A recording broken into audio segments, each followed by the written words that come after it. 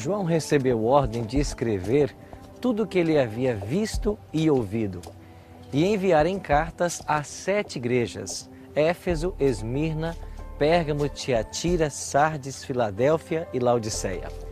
Essas 7 igrejas existiam nos dias de João, na Ásia Menor, mas elas também representam no Apocalipse 7 períodos pelos quais passaria a igreja, o povo de Deus, desde os dias da morte de Cristo, no ano 31, até o dia da sua volta. Por isso, hoje, nós vamos estudar a respeito dessas 7 igrejas, os elogios, as reprovações, os conselhos e a promessa que Jesus faz para cada período da história do seu povo.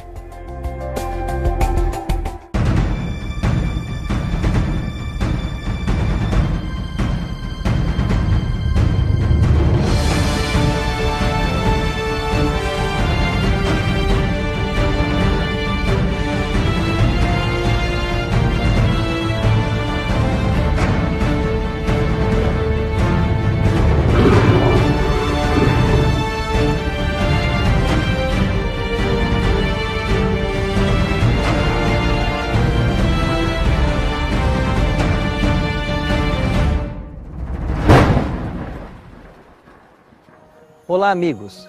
Sejam bem-vindos ao segundo estudo do livro do Apocalipse. Hoje vamos estudar os capítulos 2 e 3, as 7 igrejas do Apocalipse.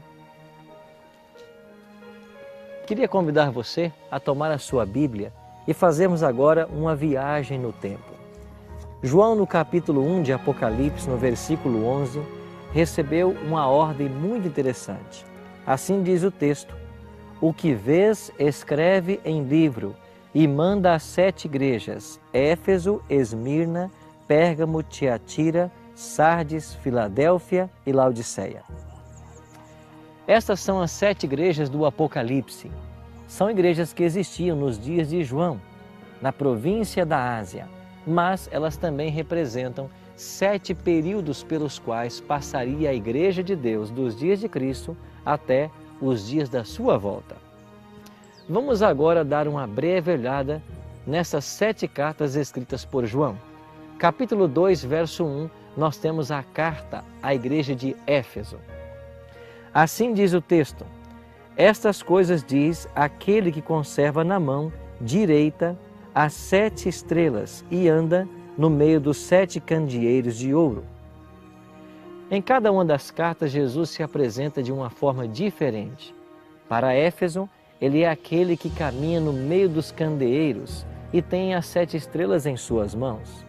Os candeeiros representam as 7 igrejas, ou seja, Jesus percorre, junto com o seu povo, a trajetória desta vida.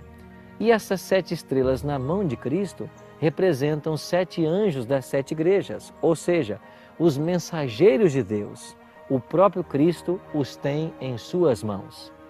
Esta igreja de Éfeso representa a igreja cristã que vai do período do ano 31, da morte de Cristo, até o ano 100, aproximadamente a morte do último apóstolo.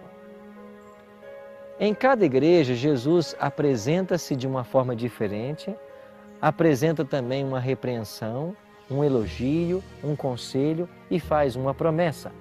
Aqui na carta a Éfeso, no versículo 3, nós encontramos o elogio. Assim diz o texto: e tens perseverança, e suportastes provas por causa do meu nome, e não te deixastes esmorecer. Ao pensarmos nos cristãos de Éfeso que suportaram as provas, logo nos vem à mente Pedro e Paulo, que foram levados para Roma, sentenciados à morte, e finalmente exterminados, mortos, por causa do amor a Cristo. A igreja de Éfeso fala para nós de um período de pureza. A igreja apostólica mantinha as verdades ensinadas por Cristo no seu bojo doutrinário, mas as coisas estavam para mudar. Vamos então para a segunda igreja do Apocalipse, capítulo 2, versos 8 em diante. Ao anjo da igreja em Esmirna escreve: estas coisas diz o primeiro e o último, que esteve morto e tornou a viver. A igreja de Esmirna representa o período cristão que vai do ano 100, quando morre João, aproximadamente a data da morte de João, até o ano 313. Agora, no versículo 10, há uma referência direta ao ano 313.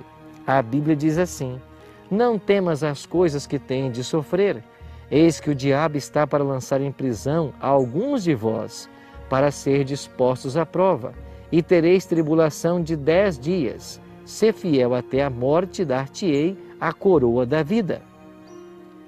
Esses 10 dias proféticos cumprem-se do ano 303 a 313, com as fortes perseguições movidas contra os cristãos por Diocleciano e Galério. Esses imperadores perseguiram severamente aos filhos de Deus, mas um edito assinado pelo imperador Constantino em 313 pôs fim a este período, e assim damos início ao terceiro período da igreja. Chegamos agora à igreja de Pérgamo. O versículo 12 nos diz assim: estas coisas diz aquele que tem a espada afiada de 2 gumes. Ao vencedor, dar-lhe-ei do maná escondido, bem como lhe darei uma pedrinha branca, e sobre essa pedrinha escrita um novo nome, o qual ninguém conhece, exceto aquele que o recebe. A igreja de Pérgamo representa o período que cobre do ano 313, com o Edito de Tolerância de Milão, até o ano 538. Dentro desse período, nós temos a queda do Império Romano, com a morte de Rômulo Augusto. A despeito das severas provas que os cristãos também enfrentaram nesse período, há uma promessa para os crentes de Pérgamo, e a promessa é que eles receberão uma pedrinha branca. Nos tempos bíblicos era muito comum, quando alguém ia ser julgado, a pedrinha branca significava a absolvição e uma pedrinha negra, preta, a condenação.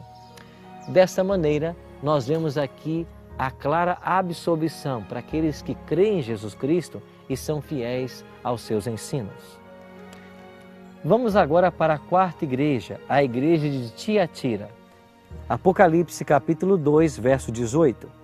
Ao anjo da igreja em Tiatira escreve: estas coisas diz o Filho de Deus, que tem olhos como chamas de fogo e os pés semelhante ao bronze polido.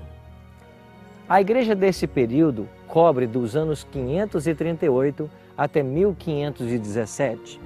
O evento importante de 538 é o início da supremacia papal, quando acontece a união da igreja com o Estado.